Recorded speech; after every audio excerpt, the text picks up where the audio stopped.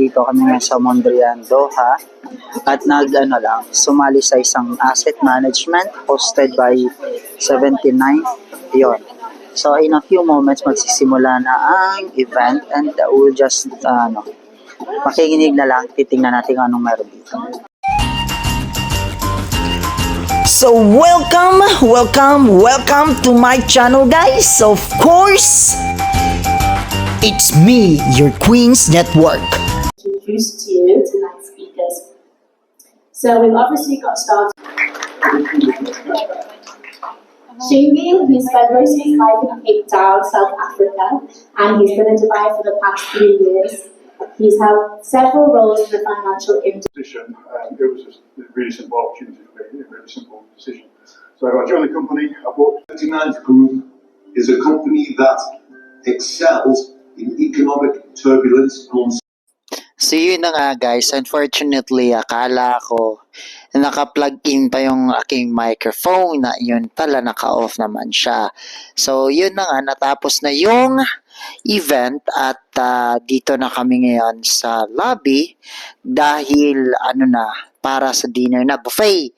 At the same time, networking na tayo kasi this is where we are going to meet peoples around, like yung makikipag-meet, nakikipag-usap sa mga tao-tao dito, like you're actually yung basta yung para lumawak lang yung network mo and meeting new people, lalo na yung mga naka-high profile.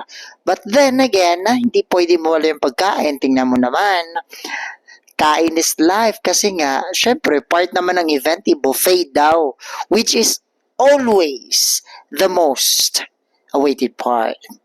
So yon, ayan na nga, pinapakita ko na dahil tapos na nga talaga siya.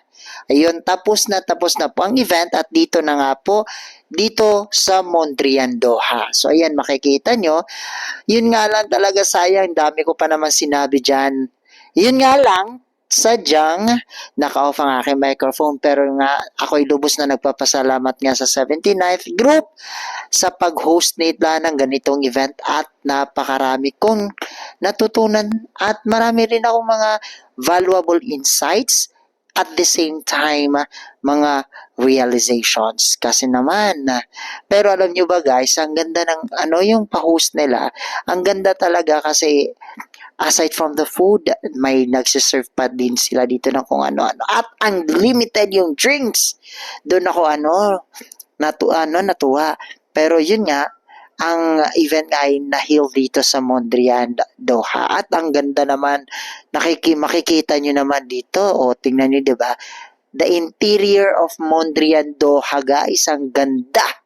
Sadyang very amazing. Ang ganda talaga siya. Sabi ko nga bago umuwi, kailangan din magkaroon ako ng picture taking dito. At kahit pa paano maipakita ko man lang din kung anong laman ng Mondrian Doha. 'Di ba? Ang ganda kasi nga yung mga, alam ko, mostly kung meron man ako mga viewers out there, especially dito sa Qatar, dapat, yun, makita nila ang view ng Mondrian. Pero alam ko naman na marami at marami nang nakakapunta at pumupunta na dito sa Mondrian. So, yun nga sabi ko. Yan, pakita ko na lang. Pero, mga day, mga moms, mga pare ko, ang ganda dito. Pero, again and again, I am so thankful na naging parte ako ng 79th Group event na na-held dito sa Qatar. Kasi nga, after this, alam ko, pagkaintindi ko kasi, marami pa silang stop countries na pupuntahan where they are going to present their group, the 79th Group, when it comes to asset management, investing, at basta, ang ganda lang talaga, marami kang makukuha. So, yun lang, hanggang dito na lang muna. Bye!